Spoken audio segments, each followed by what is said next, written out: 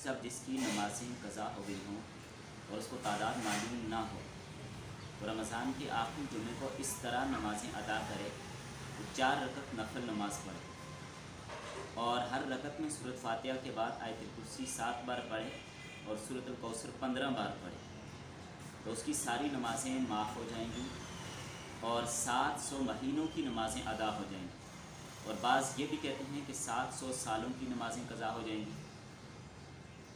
ये जो सवाल लिखा है और इसके अंदर ये जो बात लिखी गई है ये बिल्कुल झूठ पर मबनी है, इसकी कोई हकीकत नहीं है। कुरान और हदीस में ऐसा कोई तज़किरा नहीं है कि जिसकी नमाज़ें क़ज़ा हो जाएं तो वो रमज़ान के आखिरी जुमे में इस तरतीब से नमाज़ पढ़े तो उसकी सारी नमाज़ें क़ज़ा हो जाएंगी। ऐसी बात कुछ नहीं है कि उसकी सारी नमाज़ें अदा हो गई और उसको माफ़ कर दिया जाएगा, ऐसी बात नहीं है। ये तो लोगों को बेनमाजी बनाने के लिए एक तरतीब किसी ने बनाई है और उसको शेयर किया जाता है। तो लिहाजा इस धोखे में मत रहें कि नमाज नहीं पढ़ेंगे और रमज़ान के आखिरी जुमे में इस तरतीब के साथ 4 नफल पढ़ लेंगे तो सारी नमाज़ें हो जाएंगी। ये तो मजाक हुआ, ये तो दीन को खिलौना बनाना हुआ। तो दीन को हमने अपने ताबे कर दिया, जो हमारी मर्ज़ी, जिस तरह हम चाहें, जो हमारे जी में आए उस तरह हम करें।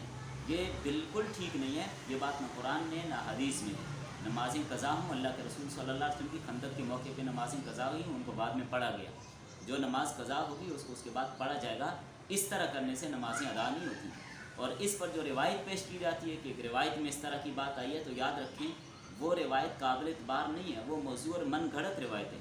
अल-मौज़ूआत कुबरा में और मौज़ूआत कबीर में, अल-फ़वाइद अल-मजमूआ फ़िल अहादीस अल-मौज़ूआ के अंदर और अल-आसार अल-मरफ़ूआ फ़ी अख़बार अल-मौज़ूआ, इन तमाम कुतुब के अंदर मुहद्दिसीन ने इस रिवायत को जेली और मनगढ़ंत और बातिल करार दिया है। तो बातिल और जेली और मनगढ़ंत रिवायत को लेकर उसको इस तरह नशर करना और नमाज जैसे अहम फरीज़ा से गफलत का शिकार होना, ये बहुत बड़े ताज्जुब और अफसोस की बात है। अल्लाह ताला से दुआ मांगी कि अल्लाह ताला नमाज़ों को पढ़ने की, वक्त पर अदा करने की तौफ़ीक़ अता फ़रमाए। अगर किसी की नमाज़ें क़ज़ा हो गई हैं, गुज़श्ता नमाज़ें रहती हैं तो उनको तरतीब के साथ पढ़ना शुरू कीजिए। ऐसे इस तरह मज़ाक कर